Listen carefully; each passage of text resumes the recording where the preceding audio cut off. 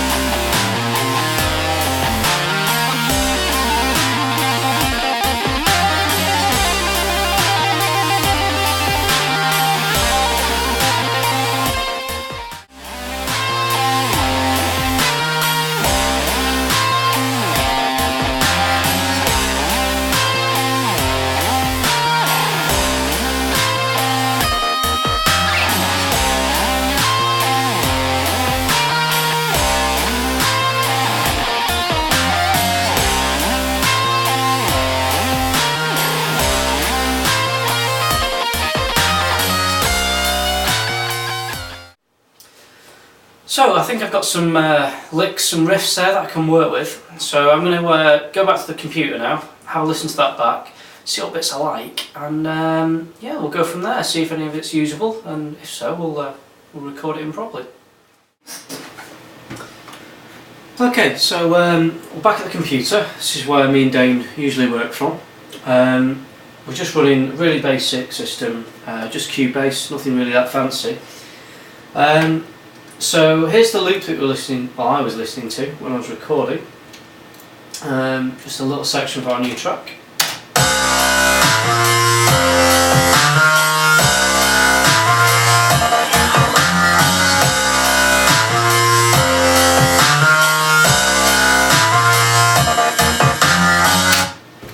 Now that's a cool theme, but I wanted to add something more. So, like we just did with the guitars. I picked out this little loop that I played, which is this.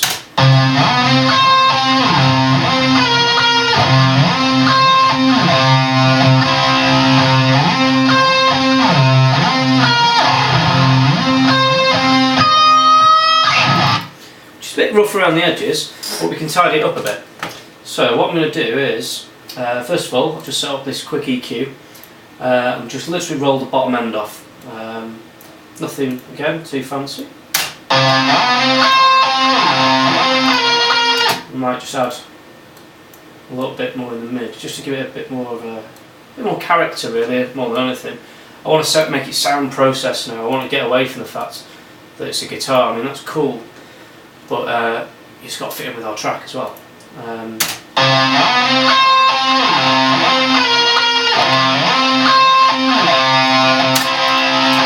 So that's cool.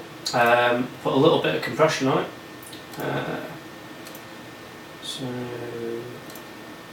just using Ultra Funk's effects compressor, or sometimes we use Waves, a mixture of the two.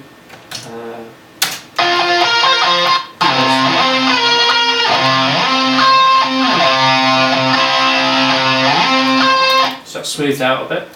Now I want to start thinking about how can I give it some electronic voicing. So there's an old plugin by Steinberg called Voice Designer.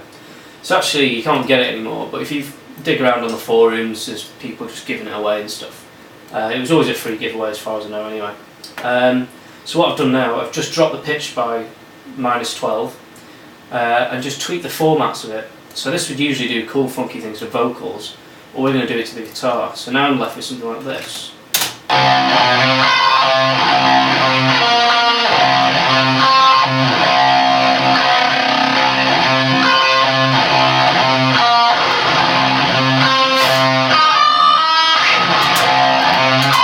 So some pretty gnarly sounds coming out there. So if we put that in with the loop as well, we've got this.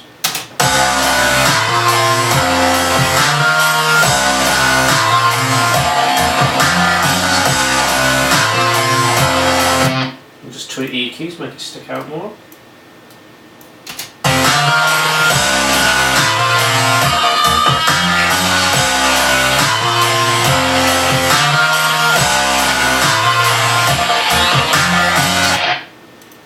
Okay, so what I might want to do now is just add a chopper on it to give it some beat.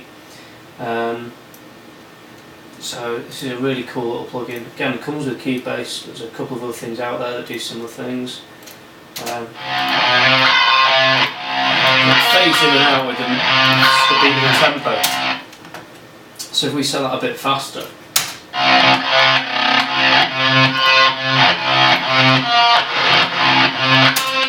And with the loop.